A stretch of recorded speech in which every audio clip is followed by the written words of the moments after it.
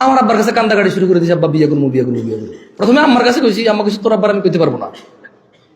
পরে আমি কয়েকদিন আম্মার কাছে কইতে কাজ হয় না, পরে আমি আব্বারে গেছি, পাগলাম টাগলাম করছি, কিছু বিয়ে করে দিয়েছি আলহামদুলিল্লাহ। যাই হোক, আমি আমার আম্মাকে সবসময় বলতাম, আম্মা বিয়ে করলে আমার রিজিক খুলবে, আমাকে একটা বিয়ে করায় দেন, বিয়ে করলে আমার রিজিক খুলবে।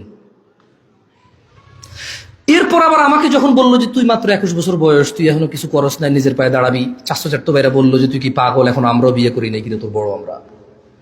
তাই বললাম যে ভাইয়া, তাইলে কি আপনি বলতে চাচ্ছেন কোনো একদিন আমি এমন এক পর্যায়ে পৌঁছাবো যেদিন আমি বিয়ে করার পর আর একদিনও কাজ করা লাগবে না, চাকরি করা লাগবে না? বলে যে না, এটা কি সম্ভব নাকি, কাজ তো করতে হবে। আমি বললাম তাতে লাভ হইল কি? আমি এখন বয়স 21, 6 বছর পরে যাই বিয়ে করে, তারপরও কাজ করতে হবে। এখন আমি বিয়ে করবো, এখন কাজ করবো, সমস্যা কোথায়? আমি এখন বিয়ে করে এখন কাজ করব, প্রবলেম কোথায়? 6 বছর না, আমি যদি 40 বছর বয়সে বিয়ে করি, কাজ করতে হবে কিনা কয় হবে, বিদেশে চাকরি করতে হবে না হবে, ব্যবসা করতে হবে কিনা হবে। তো আমি এমন কোন বয়সে উপনীত হব যেই বয়সে পৌঁছালে বিয়ে করলে আর কিচ্ছু করা লাগবে না আমার?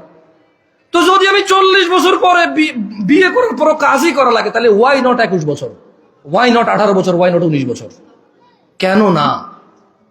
আমাকে তো কাজ করতে হবে, চাকরি করতে হবে, পড়াশোনা করতে হবে, কিছু একটা করতেই হবে আমাকে, যে বয়সে আমি বিয়ে করি। তো আঙ্কেল, আপনাকে বলে দিচ্ছি, ছেলে বিয়ে যোগ্য হয়েছে, বিয়ে শাদী করাই দেন, অসুবিধা নাই।